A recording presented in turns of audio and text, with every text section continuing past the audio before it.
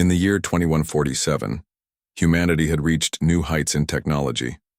Virtual reality was no longer just a tool for entertainment or training. It had become a way to push the boundaries of human capability. At Horizon Labs, a group of scientists worked tirelessly on their most ambitious project yet, the Deathworld simulator.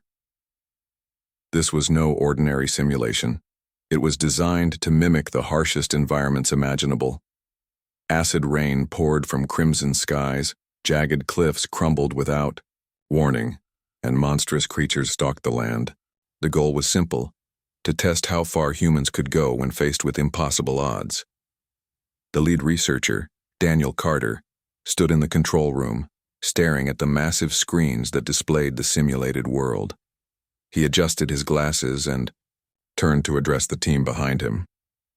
"This is it," he said, his voice steady but tinged with excitement. "We've spent years building this system.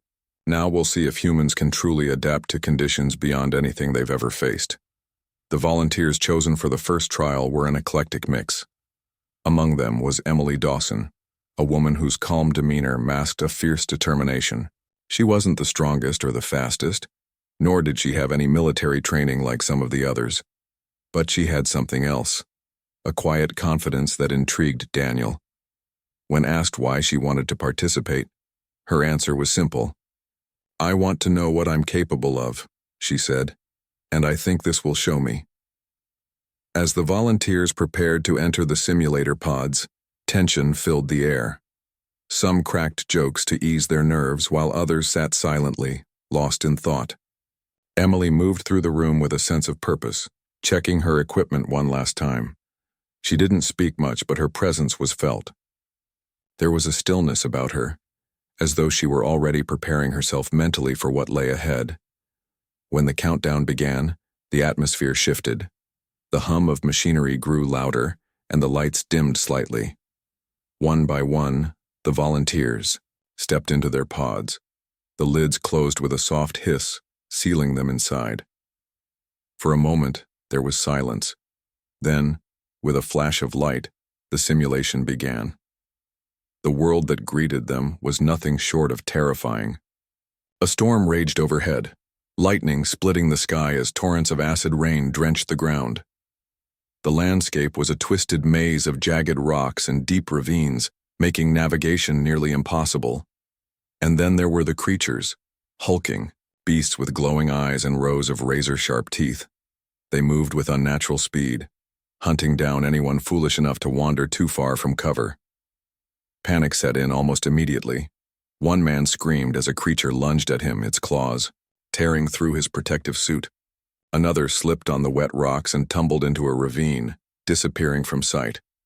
The survivors scrambled to find shelter, their movements frantic and uncoordinated.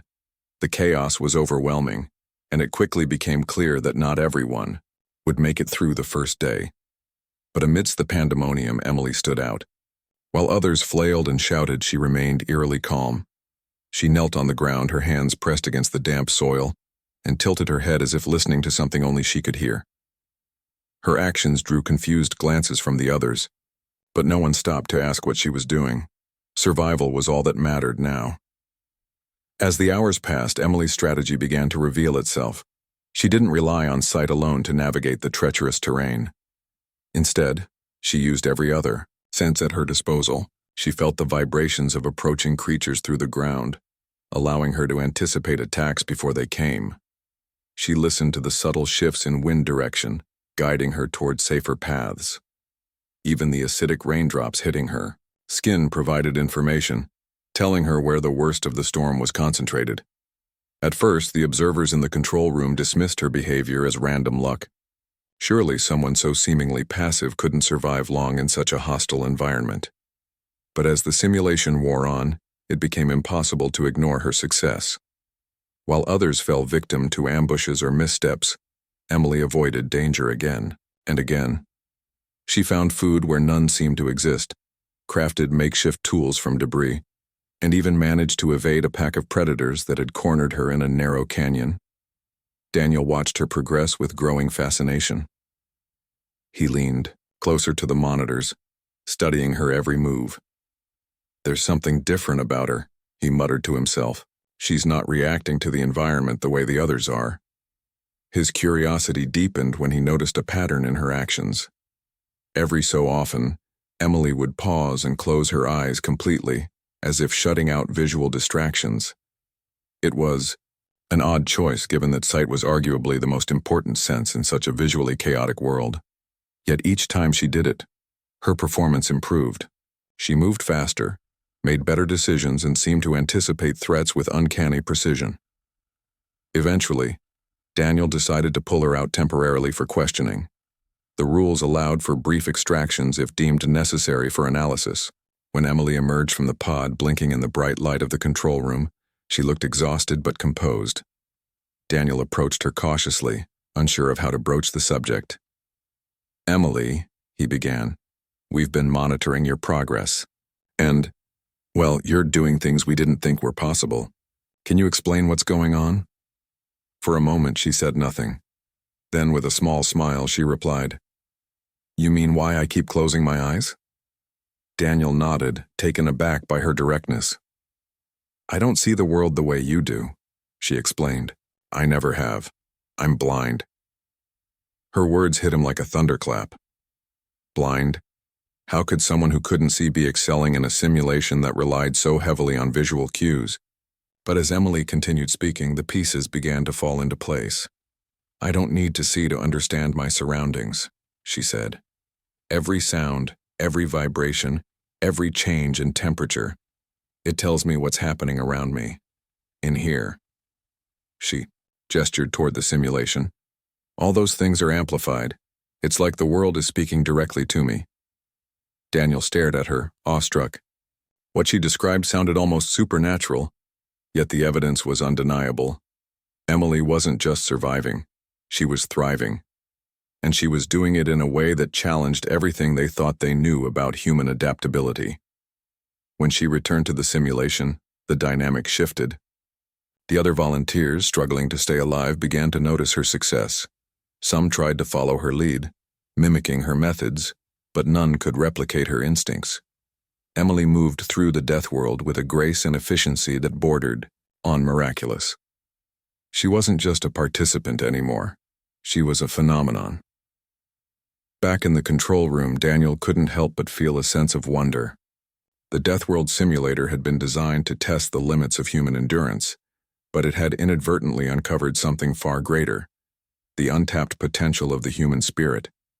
And Emily Dawson was proving that potential knew no bounds. As the days stretched on, Emily Dawson continued to defy expectations in the Deathworld simulator. Her ability to navigate the brutal environment without relying on sight baffled both the participants and the scientists monitoring her every move. The control room buzzed with activity as Daniel Carter and his team analyzed data streams, trying to understand how she was achieving what seemed impossible. Every step she took, every decision she made, was a testament to her unique way of perceiving the world. The other volunteers struggled to keep up. Many had already fallen victim to the relentless dangers of the simulation. Acid rain burned through their protective suits. Sharp-toothed predators ambushed them in the dark, and treacherous terrain claimed those who misjudged their footing. But Emily moved with precision, as if she knew exactly where danger lurked before it struck. She avoided pitfalls that swallowed others whole and detected ambushes long before they happened. Her actions sparked curiosity among the remaining survivors. One of them, a man named Jake Miller, watched her from a distance with a mix of awe and suspicion. Jake was a former soldier, trained to handle high-pressure situations, yet he found himself outmatched by someone who appeared so unassuming. He couldn't wrap his mind around how Emily managed to stay ahead. "How does she do it?" he muttered to another volunteer during a rare moment of rest. "It's like she can see things we can't." The truth, however, was far simpler and far more profound. Emily didn't need to see. She felt the vibrations of approaching creatures through the ground beneath her feet. She listened to the faintest rustle of leaves or the distant rumble of thunder, piecing together a mental map of her surroundings. Even the wind carried information, its shifts and changes guiding her toward safer paths. To her, the Deathworld wasn't just a place of chaos. It was a symphony of sensations, each note telling her something vital about the world around her. But not everyone was impressed by her success. Ryan Mitchell, one of the lead researchers, grew increasingly frustrated as Emily dominated the simulation. He had envisioned the Deathworld as a test of human adaptability under extreme conditions, but Emily's performance was challenging the very foundation of that idea. Her methods didn't align with the parameters they had set. Instead of adapting visually, she relied entirely on senses most people ignored. It felt like cheating to him, a flaw in the system rather than a triumph of human ingenuity. Ryan voiced his concerns during a heated meeting with the research team. "This isn't what we designed the simulator for," he argued, pacing back and forth in front of the group. "We wanted to study how humans use sight and strategy to overcome obstacles. But Emily? She's not even playing by the same rules," Daniel countered calmly, though his patience was wearing thin. "That's exactly why this is important," he said. "Emily is showing us that survival isn't limited to one approach. Her instincts are sharper because she's learned to trust her other senses. Isn't that what we're here to learn? How humans can push beyond their perceived limits?" Ryan shook his head, unconvinced. "It's not about individual talent," he snapped. "It's about creating systems that anyone can use. If we let her keep going like this, we'll never get the data we need." Determined to prove his point, Ryan decided to take matters into his own hands. Late one night, while the rest of the team was occupied analyzing data, he accessed the simulation controls. With a few keystrokes, he introduced new variables designed to exploit what he saw as Emily's weaknesses. Silent drones equipped with heat sensors began patrolling the skies, emitting no sound to give away their presence. Magnetic fields were subtly altered to disrupt her sense of direction. Dense fog rolled in, muffling vibrations and obscuring thermal cues. Ryan smiled grimly as he watched the changes ripple through the simulation. "Let's see how she handles this," he murmured to himself. When Emily encountered the first wave of silent drones, she froze momentarily. For the first time since entering the Deathworld, she seemed uncertain. The absence of sound left her disoriented, forcing her to rely solely on touch and memory. She pressed her palms against the rough bark of a nearby tree, feeling for subtle changes in texture and temperature. Slowly, she pieced together a mental image of her surroundings, mapping out potential escape routes. The drones hovered closer, their heat sensors locking onto her position. Emily crouched low, her breathing steady despite the rising tension. Then, with a sudden burst of movement, she darted sideways, using the uneven terrain to break their line of sight. She zigzagged through the forest, her footsteps light and deliberate, until the drones lost track of her completely. Meanwhile, the magnetic interference threw off her internal compass, making it harder to navigate. But Emily adapted quickly. She marked her path by tearing strips of fabric from her suit and tying them to branches, creating a trail she could follow back if needed. She also paid closer attention to the wind, which remained unaffected by the artificial distortions. By tracking its direction and strength, she regained her bearings. The dense fog proved to be the biggest challenge yet. Visibility dropped to almost zero, and even the faintest sounds were muffled. Emily slowed her pace, moving cautiously as she extended her arms to feel for obstacles. Her fingers brushed against cold metal, a drone lying deactivated on the ground. She knelt beside it, running her hands over its smooth surface. Though she couldn't see it, she understood its purpose. These machines were designed to hunt silently, but they weren't infallible. They still generated heat, and heat left traces. With renewed determination, Emily pressed on. She followed the faint warmth radiating from the deactivated drone, knowing it would lead her to others. Sure enough, she soon detected the hum of machinery ahead. She crept forward, careful to mask her movements. When she reached the source of the noise, she hurled a rock into the distance, drawing the drones away from her position. As they sped off to investigate, she slipped past unnoticed. Back in the control room, Ryan watched her progress with mounting frustration. No matter what he threw at her, Emily found a way to overcome it. Her resilience was infuriating, but it was also undeniable. Even Daniel, who had defended her earlier, seemed surprised by her latest feats. "She's not just surviving," he remarked aloud. She's learning, adapting, evolving. Ryan clenched his fists but said nothing. He refused to admit defeat, even as Emily dismantled every obstacle he placed in her path. Deep down, he knew she was proving something extraordinary. That human potential wasn't bound by conventional methods or expectations, but pride kept him silent, unwilling to acknowledge the brilliance of her achievement. For Emily, the challenges only fueled her resolve. Each setback became an opportunity to grow stronger, more resourceful. She embraced the unpredictability of the Deathworld, letting it sharpen her instincts and deepen her connection to the world around her. What others saw as limitations, she viewed as strengths. And with every step she took, she shattered the boundaries of what was thought possible. By the end of the second week, Emily had become a legend within the simulation. The remaining volunteers looked to her with a mixture of admiration and disbelief. Some tried to mimic her techniques, but none could replicate her level of mastery. She was in a league of her own, navigating the Deathworld with a grace and efficiency that bordered on miraculous. In the control room, Daniel couldn't help but feel a sense of awe. The project had started as a scientific experiment, but it had evolved into something much greater. Emily wasn't just conquering the Deathworld, she was redefining what it meant to survive. And as the simulation continued, one thing became clear. The true test wasn't whether humanity could endure the harshest environments. It was whether humanity could rise above its own doubts and discover the limitless potential within. As the third week of the Deathworld simulator began, Emily Dawson's name had become synonymous with survival.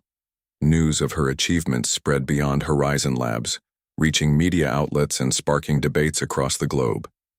Journalists dubbed her the blind conqueror, and scientists scrambled to understand how she was succeeding where others failed. But while the world celebrated her feats, tensions within the research team reached a boiling point. Ryan Mitchell's frustration grew with each passing day. He couldn't shake the feeling that Emily's success undermined the entire purpose of the project.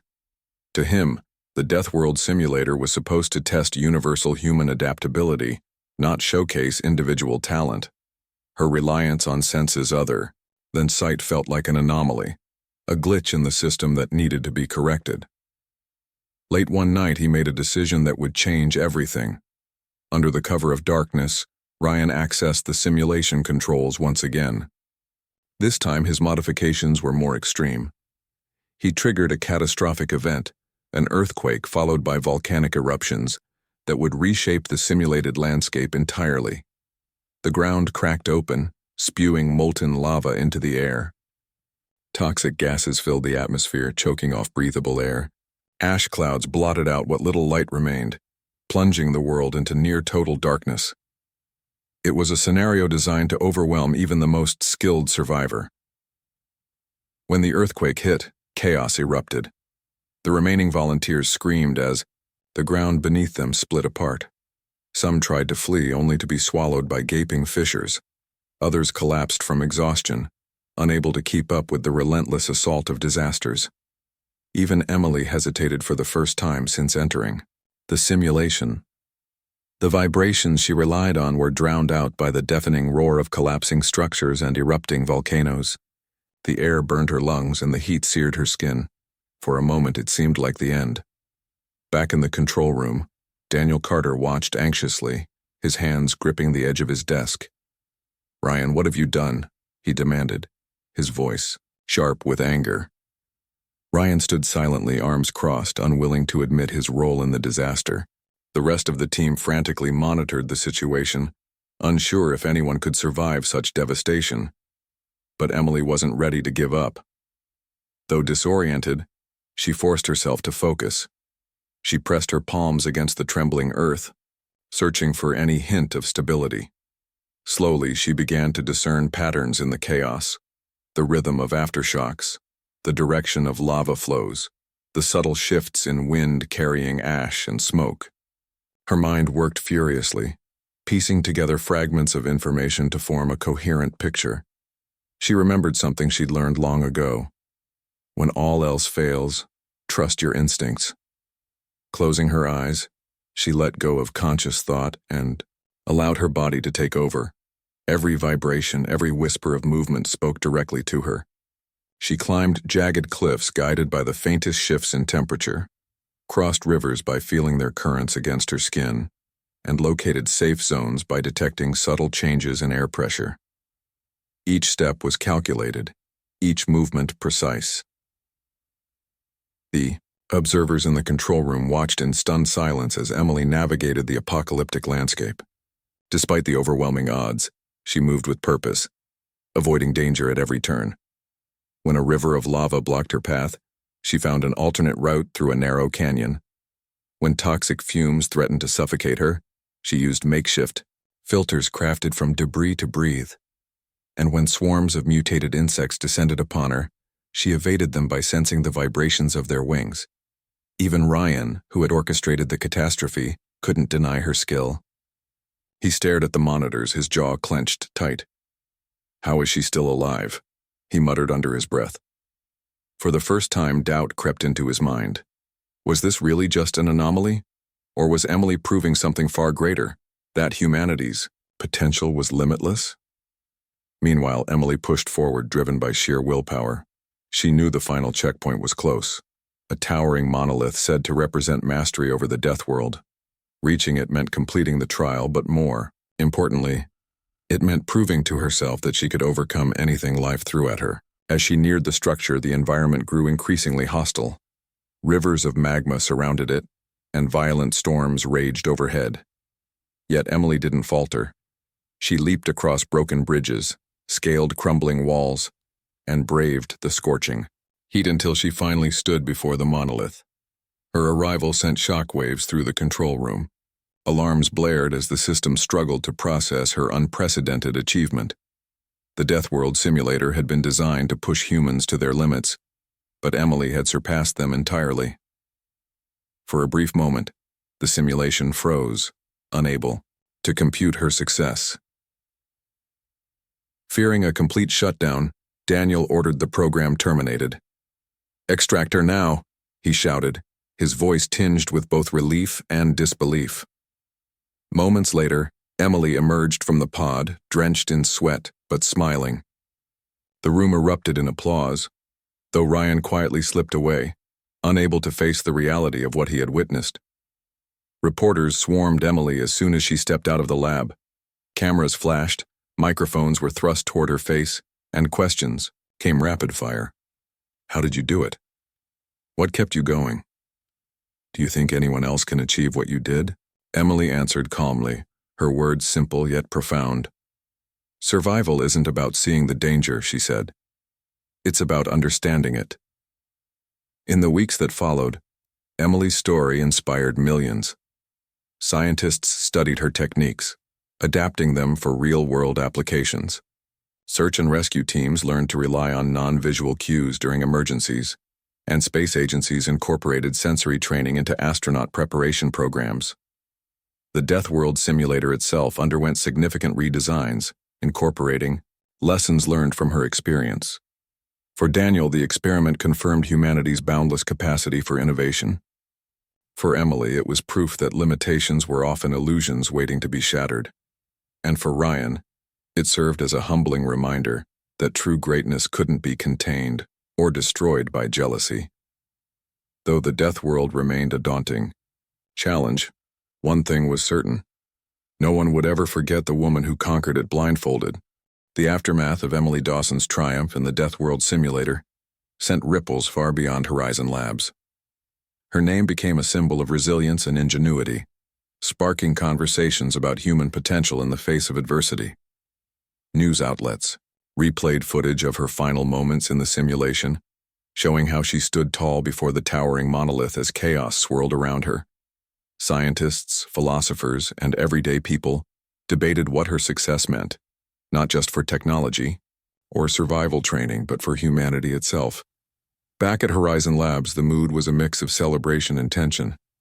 Daniel Carter addressed the team in the control room, his voice filled with pride. "What we've witnessed here is nothing short of extraordinary," he said. "Emily has shown us that adaptability isn't limited to sight or conventional methods. She's redefined what it means to survive." But not everyone shared his enthusiasm. Ryan Mitchell avoided eye contact, his hands shoved deep into his pockets. He had tried to sabotage Emily's progress, yet she had risen above every obstacle he created.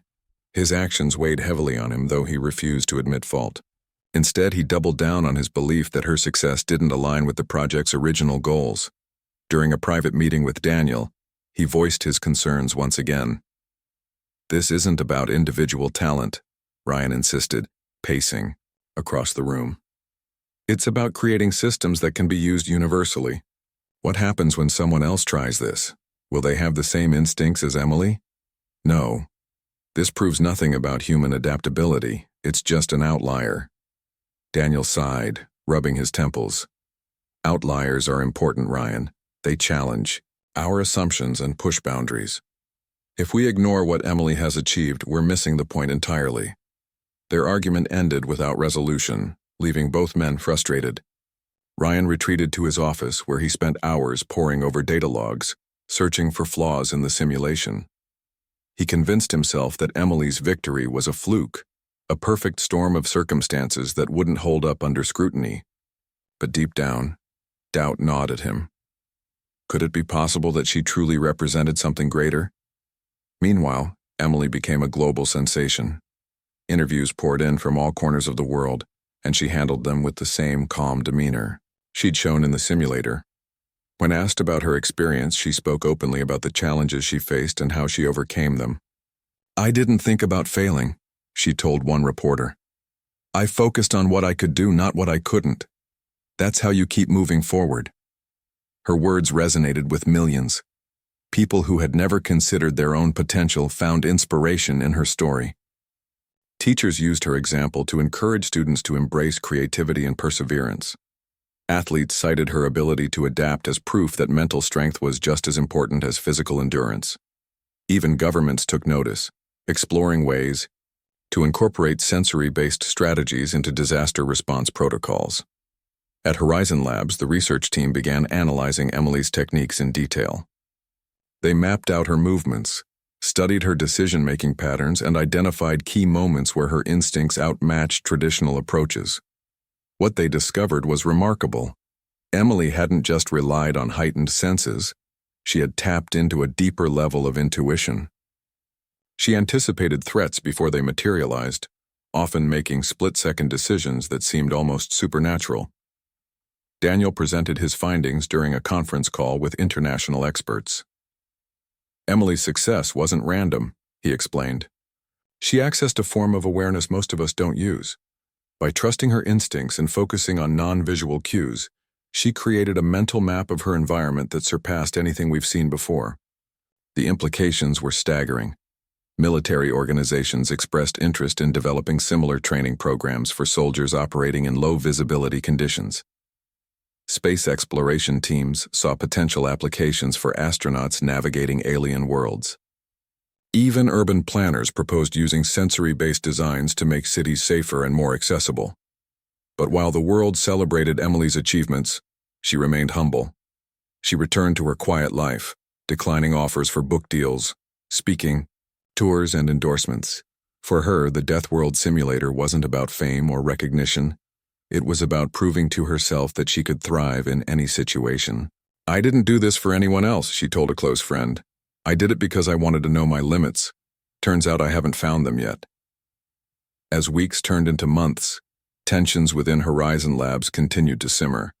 Ryan struggled to reconcile his beliefs with the undeniable evidence of Emily's success. He spent countless nights revisiting the simulation parameters, tweaking variables, and running simulations to test his theories. Each time, he hoped to prove that her achievements were the result of specific conditions rather than innate ability. But no matter how many scenarios he created, the results pointed to the same conclusion. Emily had done something truly unique. One evening, Daniel approached Ryan in the lab. The room was dimly lit, the hum of machinery filling the silence. "You've been working late a lot lately," Daniel said, leaning against a workstation. "Still trying to figure out what happened?" Ryan hesitated, then nodded. I need to understand why she succeeded where others failed." It's not enough to say, she's special. There has to be a reason. Daniel crossed his arms, studying Ryan carefully. Maybe there is, he said. But maybe the reason isn't something we can measure. Maybe it's about perspective. Emily sees the world differently, not just because she's blind, but because she trusts herself completely. That's something we can all learn from. Ryan didn't respond immediately. He stared at the monitors displaying archived footage of Emily's journey, watching as she moved through the Deathworld with confidence and grace. Slowly, his expression softened. For the first time, he allowed himself to consider the possibility that Emily's success wasn't a flaw in the system, it was a testament to human potential. In the end, Ryan made a decision that surprised everyone. He requested a meeting with Emily, asking if she would share her insights with the research team. At first, she was hesitant, unsure of his intentions. But when he admitted his role in altering the simulation and apologized for doubting her abilities, she agreed to help. Their collaboration led to groundbreaking advancements. Together, they redesigned parts of the Deathworld simulator to emphasize sensory-based challenges, ensuring that future participants could benefit from Emily's approach. The updated version included features like sound-based navigation puzzles, tactile feedback mechanisms, and environments designed to test spatial awareness without relying on sight. For Emily, the experience was rewarding in ways she hadn't expected. She enjoyed sharing her knowledge and seeing others discover new strengths within themselves. And for Ryan, it marked a turning point. He realized that true innovation came not from clinging to rigid ideas, but from embracing unexpected possibilities. By the time the new version of the Deathworld simulator launched, Emily had stepped away from the spotlight. She preferred to let others take center stage, knowing that her legacy would endure. The lessons she taught, about trust, adaptability, and the power of perspective, continued to inspire those who followed in her footsteps. Though the Deathworld remained a daunting challenge, its purpose had evolved. It was no longer just a test of survival. It was a tool for unlocking human potential. And thanks to Emily Dawson, the world now understood that greatness wasn't defined by limitations. It was shaped by the courage to overcome them. Months after Emily Dawson's historic conquest of the Deathworld simulator, the world had changed in subtle yet profound ways. Her journey had sparked a wave of innovation and introspection, pushing people to rethink what it meant to adapt and survive. The lessons she imparted weren't confined to laboratories or high-tech simulations. They reached classrooms, workplaces, and homes around the globe. Humanity began to embrace its untapped potential, inspired by a woman who had proven that limits were often self-imposed. At Horizon Labs, the research team worked tirelessly to refine the updated version of the Deathworld simulator. With Emily's guidance, they introduced new challenges designed to test participants' ability to rely on senses beyond sight. Sound-based puzzles required users to navigate mazes using only auditory cues. Tactile feedback systems forced them to identify objects and terrain through touch alone. Even the simulated creatures were reprogrammed to behave unpredictably, ensuring that no two trials were ever the same. The revamped simulator quickly gained attention, drawing volunteers from diverse backgrounds. Some were scientists eager to study human adaptability, while others were thrill-seekers hoping to match Emily's legendary performance. But regardless of their motivations, each participant walked away with a deeper understanding of their own capabilities. Many discovered hidden strengths they never knew they possessed, while others learned valuable lessons about teamwork and resilience. Ryan Mitchell, once Emily's harshest critic, found himself transformed by the experience. Working alongside her had opened his eyes, not just to her unique talents, but to the broader implications of her success. He realized that the Deathworld simulator wasn't just a tool for testing survival. It was a mirror reflecting humanity's boundless potential. Slowly, he let go of his rigid beliefs and embraced a more open-minded approach to research. During one particularly grueling trial, a young engineer named Clara Hayes became stuck in a pitch-black cavern filled with shifting walls and toxic fumes. Panic threatened to overwhelm her as she stumbled blindly, unable to find an exit. Just when all hope seemed lost, she remembered Emily's advice.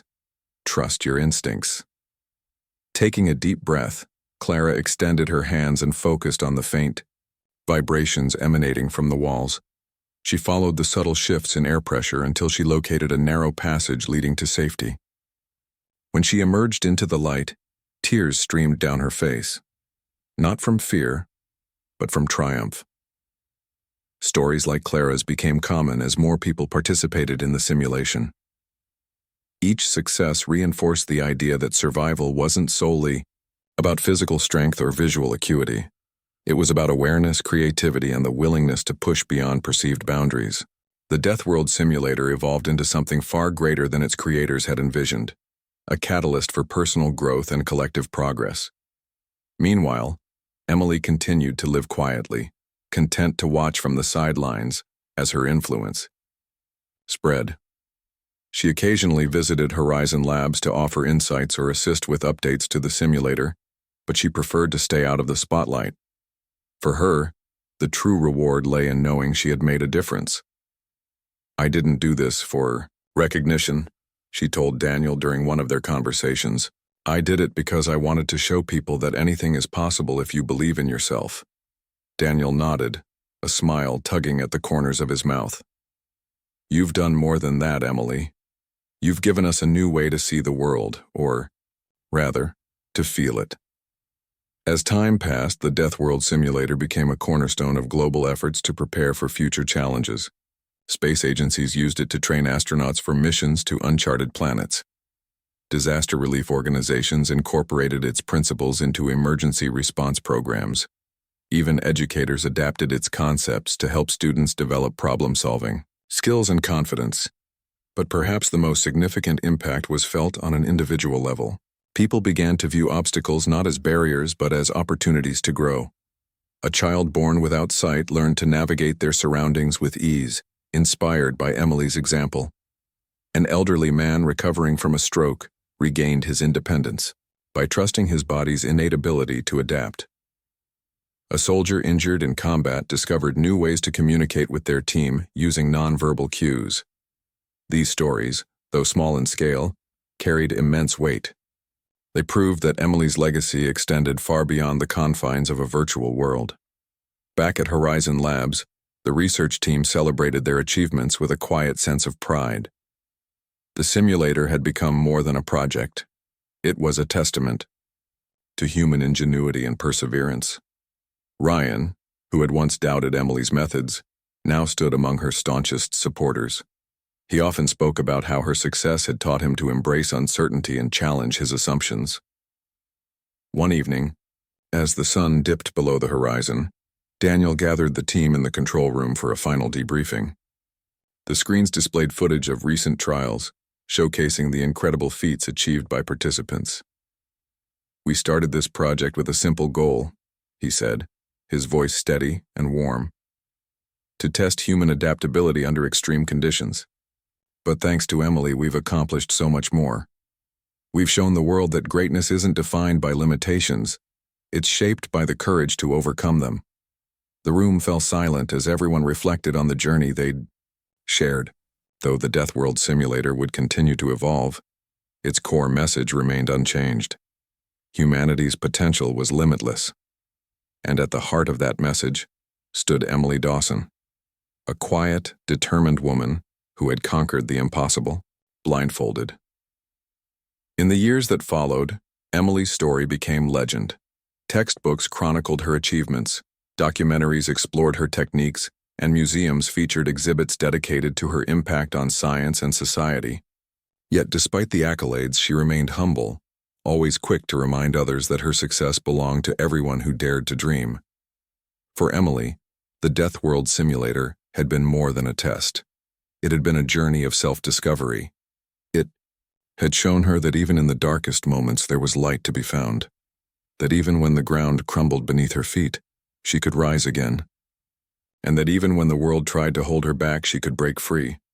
As she sat on a park bench one crisp autumn afternoon, listening to the rustle of leaves and the chatter of children playing nearby, Emily smiled to herself. She didn't need to see the vibrant colors of the season to appreciate its beauty.